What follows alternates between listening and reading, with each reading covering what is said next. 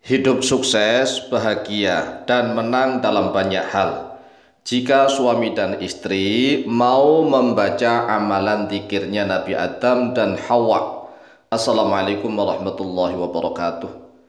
Bismillah walhamdulillah wassalatu wassalamu ala rasulillah Sayyidina wa maulana Muhammadin ibn Abdillah wa ala alihi wa sahbihi wa mawalah. Wala hawla wala quwata illa billah, amma ba'd. Saudaraku kaum muslimin wal muslimat rahimakumullah, wabil khusus saudara-saudara kami para pecinta dan subscriber channel YouTube Al-Mu'alim Center dimanapun berada, yang tidak lupa dan tidak bosan-bosannya senantiasa kami doakan, semoga Allah Azza wa Jalla memberikan kesehatan, sehat walafiat lahir dan batin. Semoga Allah Jalla Jalaluh memberikan rizki yang melimpah ruah, harta yang barokah, menjadikan anak-anaknya anak-anak yang soleh dan solihah, Duriyahnya duriyah yang thayyibah, hidupnya sukses, bahagia dan selamat di dunia dan di akhirat. Amin amin Allahumma amin. Saudaraku kaum muslimin wal muslimat rahimakumullah, bagi pasangan suami dan istri apabila menginginkan hidup sukses, bahagia, menang dalam banyak hal, maka amalkanlah zikir Nabi Adam dan Hawa. Mengapa seperti itu? Karena Nabiullah Adam dan Hawa tatkala hidup di surga itu nggak usah bekerja, tanpa perlu bekerja, tanpa perlu susah payah. Hidupnya hanya senang-senang, minta apapun keturutan karena di dalam surga. Namun setelah Nabiullah Adam alaihissalatu wassalam dan istrinya yaitu Hawa diturunkan oleh Allah dari surga ke bumi, Nabi Adam dan Hawa harus bekerja, berusaha semaksimal mungkin agar hidup bahagia dan sukses. Oleh sebab itulah Nabi Adam dan Hawa diberikan senjata oleh Allah.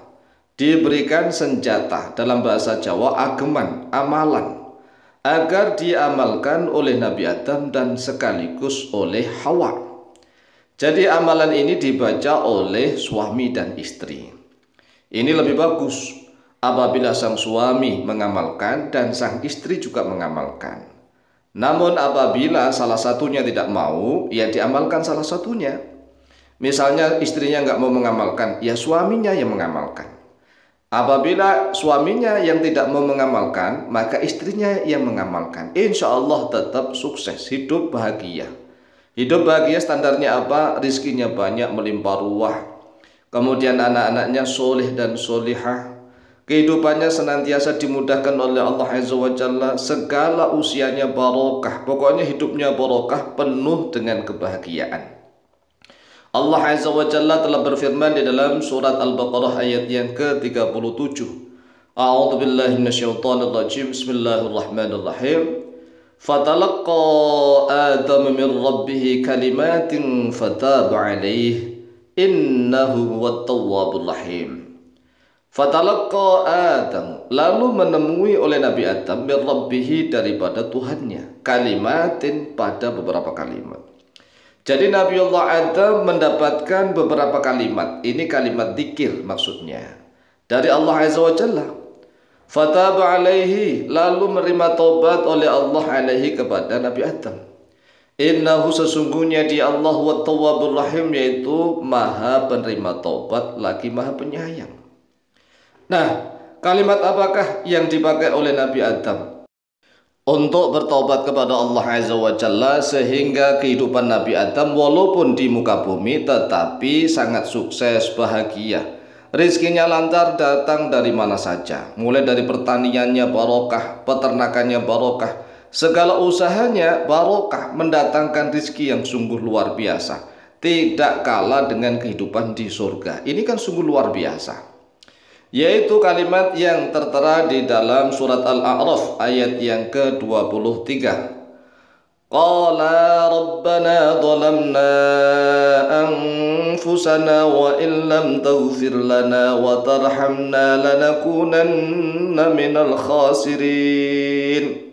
Ini zikirnya, tetapi ini zikirnya Nabi Adam dan Hawa. Lah kalau zikir kita harus kita tambah sedikit kalimatnya ya. Insya Allah nanti kita akan tunjukkan bagaimana cara menambah zikir sedikit.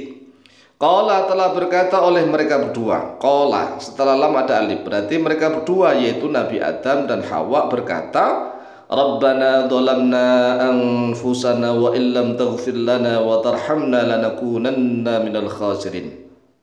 Rabbana wahai Tuhan kami, dhalamna telah menganiaya oleh kami anfusana pada diri kami sendiri.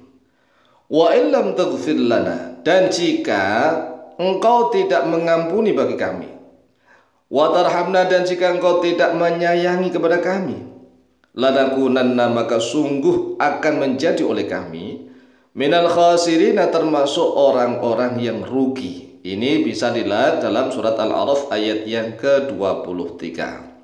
Lalu kita sebagai umatnya Nabi Muhammad SAW menambah zikirnya dengan beberapa kalimat sedikit.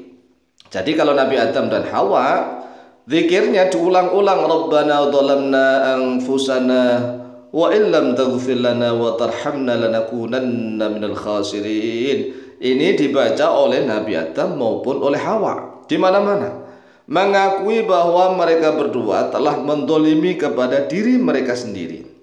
Kemudian mereka mengadu kepada Allah, jika Engkau tidak mengampuni kami ya Allah, dan jika Engkau tidak merahmati kami, maka sungguh kami ini akan termasuk orang-orang yang rugi. Tapi ternyata Adam dan Hawa sukses bahagia.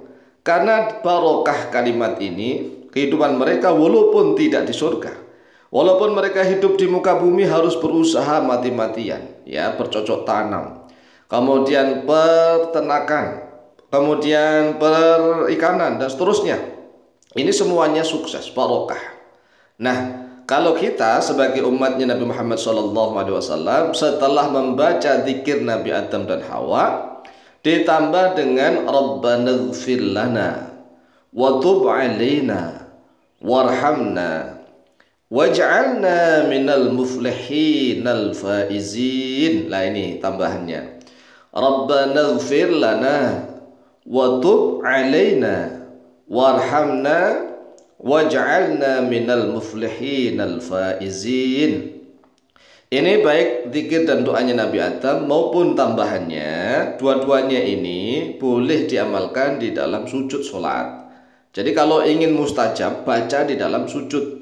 Tapi maksudnya adalah dengan niat kita berdoa kepada Allah.